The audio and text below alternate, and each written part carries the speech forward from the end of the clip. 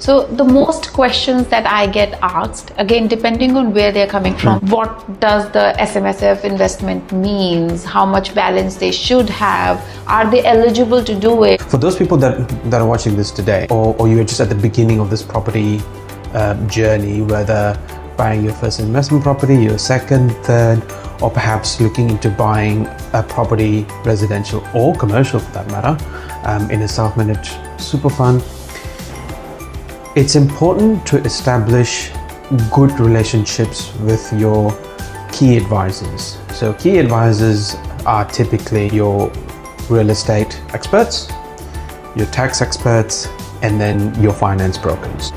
A good CPA tax agent is one take you every step of the way and maintain a relationship with you throughout your property journey. If you want to advance your wealth through properties, it is very important to have a professional by your side to ensure that you're across everything, but also be able to do the basics. So what I mean by basics is compliance. Do your tax returns, do the financial statements if it is if the properties are held under different structures, trusts, self-managed superannuation funds, for example. So yes, for those that are holding properties individually, sure, it's easy enough to prepare your own return, include all the income and expenses, and happy days. However, I would strongly recommend, even if it looks simple to you, it is totally worthwhile speaking to a tax professional to uncover some of the things that you may have missed, or perhaps that you didn't think you could have claimed. Yeah. For example, a good proactive accountant would not just complete your return, but also understands where you're at, where do you want to be, and how to sort of legally minimize tax over the years. Yeah. Look, just to reiterate, I strongly suggest for those seasoned investors, first-time investors, establish a good relationship with your key advisors. Real estate, obviously, tax, and your finance broker. Yeah, I'm a very important person. If you don't have good relations with me, you may miss out on the good deals. Yes. So, yes. No, that's fine. So, one thing that I think I started doing, even building my investment, at the start of building my investment portfolio, is I met the accountant. I wanted to make sure, one, I'm in a position to do it. Before the broker can tell me, I think accountant was the important person that I met, that to tell me, yes, this is something I should go for. And also, what are the pros and cons of me owning an investment property? Because sometimes people fall into buying an investment property because my brother has it, my sister has it, my friend has it, my neighbor has it, but every individual is different. So Correct. I think talking to an accountant is the first thing, and that's the reason our first ever video is with an accountant. Sure, yes. So this is a knowledge that everybody should get. Yes. And then from there, I wish everybody buys 10 properties, grow their portfolio, and I'm Yes, the one who's selling yes. and managing the properties for them. Yes, good. But yeah, so I thought that talking to an accountant is a very important first step. Yes, and at the end of the day, your trusted advisors are the ones that will guide you every step of the way. Yeah. And if there's any questions, or if there's any things that you need to clarify, there's always going to be someone that you can pick up the phone with. Yeah. Yeah. Yes, we've got ChatGPT these days, and AI and Google and whatnot. Just like how we know that we shouldn't be diagnosing ourselves through Google if we've Yeah. got a health issue, same thing applies. Oh, We yeah, shouldn't agreed. diagnose our wealth journey or property ownership journey using AI and etc. Totally Yes, it's a tool. However, the best knowledge still are with the professionals. Oh, absolutely. And that's why, like we said, that every individual is different, and every individual circumstances are different. That's right. So Yeah. That's right. Are different. That's right. So Yeah. yeah. That's right. So to the next question, what about property investing, no, so through self-managed superannuation fund recommended? Again, briefly, because I think, like you said, superannuation is such a vast topic that there is not too much we can include in this, and that's right. It might confuse people because they'll have incomplete knowledge. Sure. So I think we'll probably meet up again to cover specifically about superannuation investments. Just briefly, how much typically do people need to set up SMSF to buy a property? Sure. So traditionally, people set up SMSFs when they're sort of, say, 10, 20 years to retirement. Okay. That's traditionally, Yeah. at least the ones that I have seen over the course of my career. Yeah. In the recent years, I have come across many clients who have taken the approach of taking ownership of their retirement early. Okay. Now, as we might have touched on earlier, yes, property is just one asset class, but a lot of people believe in a property for retirement is actually a good idea to have as part of the retirement strategy. Yeah. So they may invest in property through their self-managed super fund, but they might have, invest in shares and some in cash, etc. So what I'm seeing as of late is people including property, residential property or commercial property for that matter, in a self-managed superannuation fund as part of the mix of assets for retirement. To answer your question, in terms of how much is needed to start a self-managed superannuation fund, to buy a property, it actually all depends on two things. First, your risk appetite. So what I'm saying by that is, if let's say you've got $150,000 member balance with your current superannuation fund, you could roll that into a self-managed superannuation fund, and you could look for a property, say $500,000 in value. Okay. That's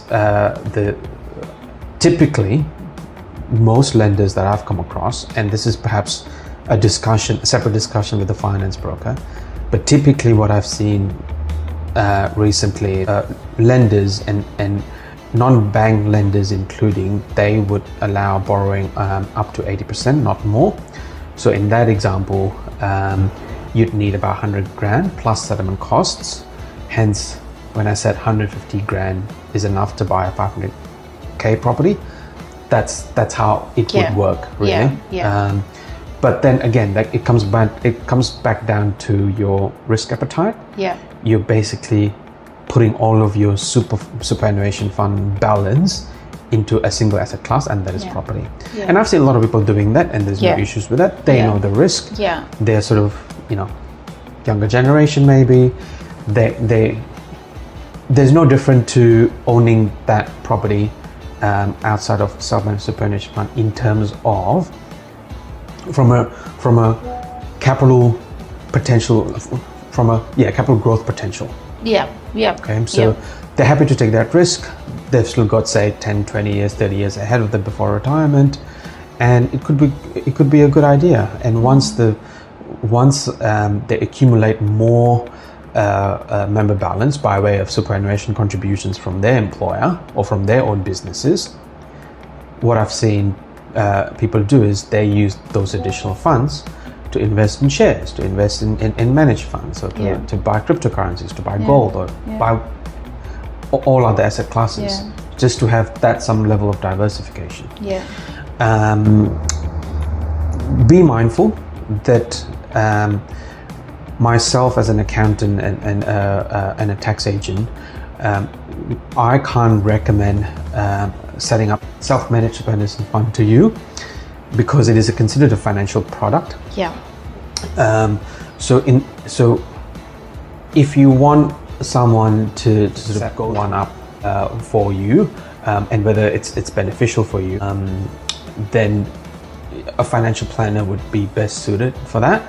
In saying that, my role as a SMSF specialist advisor is to guide you through the ins and out of self-managed pension funds. But you do have people in touch, contact who you can recommend. That's right. Yeah. So, for the financial planning. Yeah. So we come back to that sort of trusted professionals. Yeah.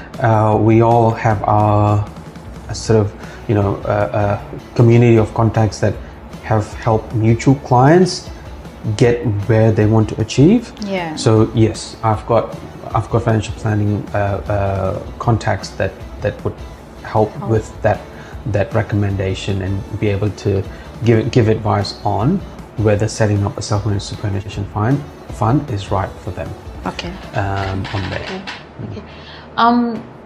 What are some restrictions surrounding property purchase with SMSF? Very good question. So the two restrictions are that the property being purchased in a self-managed superannuation fund, it needs to be, if the property is being bought under what we call an LRBA, limited recourse borrowing arrangement, then there has to be what we call a bare trust to be set up as part of the purchase. If you're borrowing money from the bank, then you have to. So effectively, if you need to borrow, whether from your typical financial institution or a non-bank lender, we need to have what we call a bare trust structure in place. Yeah.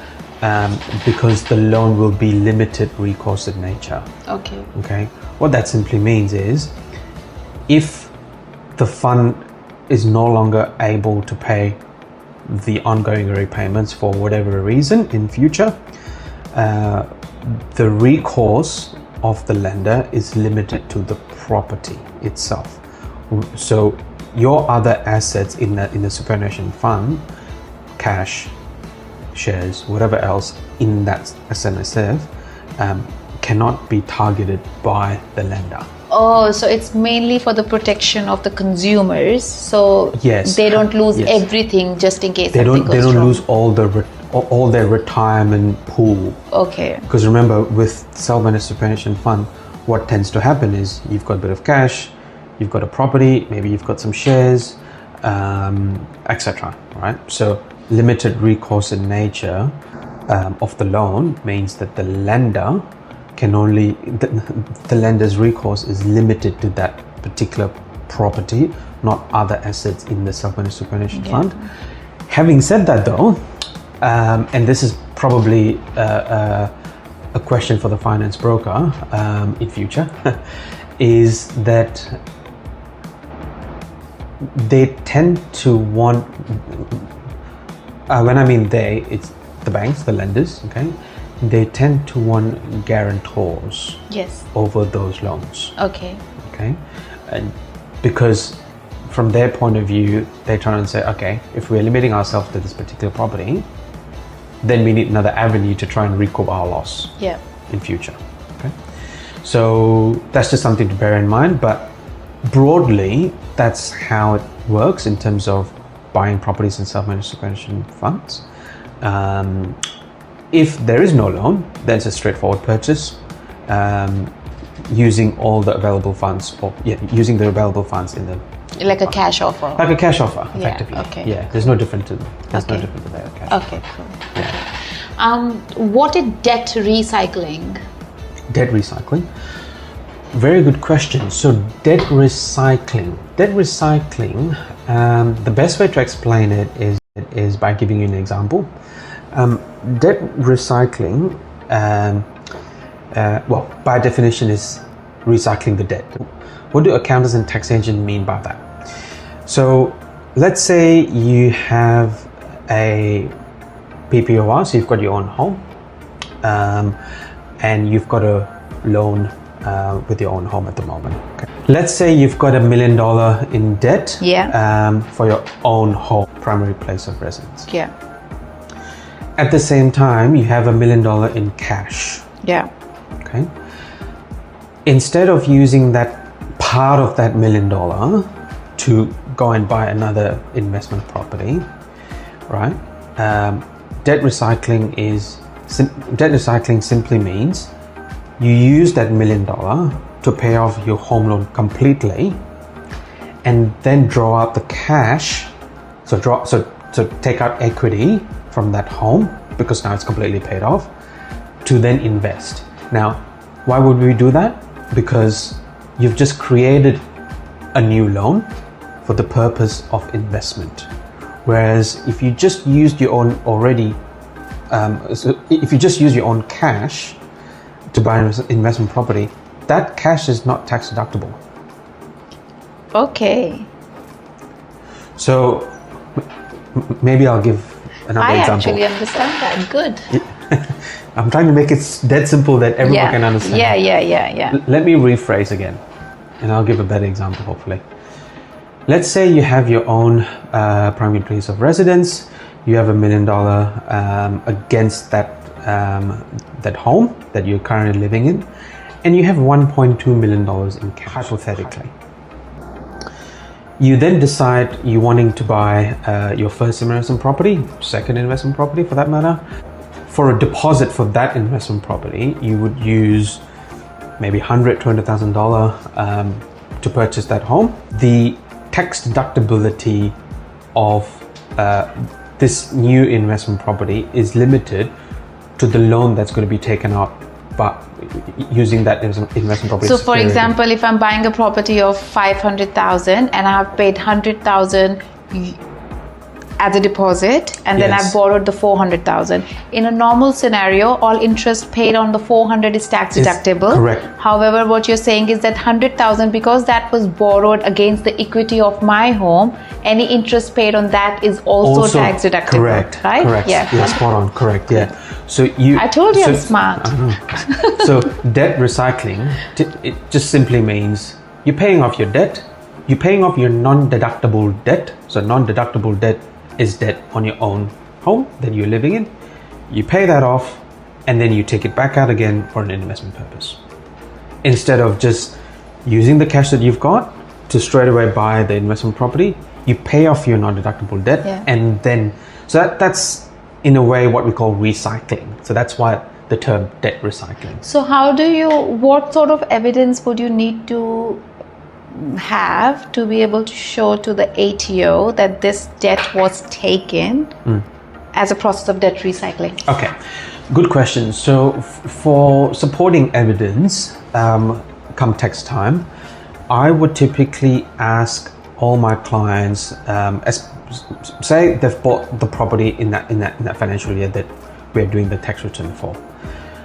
I would be asking them, show me all the loan statements, so it's clear where the funds originated to purchase this property. Okay. In your example, let's say we've got the $400,000. That's a separate loan account. With the additional $100,000, I'd ask them, okay, show me the loan statement that clearly shows that particular loan is taken out against the security of your current home, current primary place of residence, and the loan statement itself would suffice. The idea is that we need to be able to show the ATO that even though there's a different security involved, i.e. taking the $100,000 loan using your own PPOR, the intent and purpose of that loan is for this investment property. Okay. That's the key. Okay. So it's all about what's the use of the loan. Okay. For the interest to be tax deductible. Yeah. Okay. This is something that I've actually learned new. So good. Good. Good. So yeah. Very good. So I think this kind of fix everything that I had done for today. Good. However, I'm sure there'll be more questions around trust and superannuation funds and stuff like that, investment. So we'll see how we go with this one, and if I have more questions that's been raised by the clients, then I may ask you to come and join us again. Feel free to reach out to me.